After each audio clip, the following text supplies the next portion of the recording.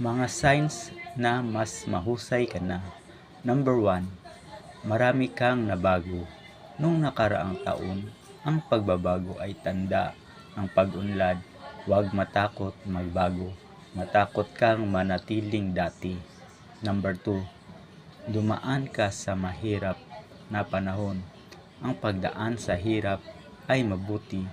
Ibig sabihin, lumalakas ka kahit mahirap. Number 3, seryoso ka sa iyong mga layunin. Ang pagkakaroon ng layunin at pagiging seryoso ay nangangahulugan na ikaw ay gumagawa ng mas mahusay kaysa iyong iniisip.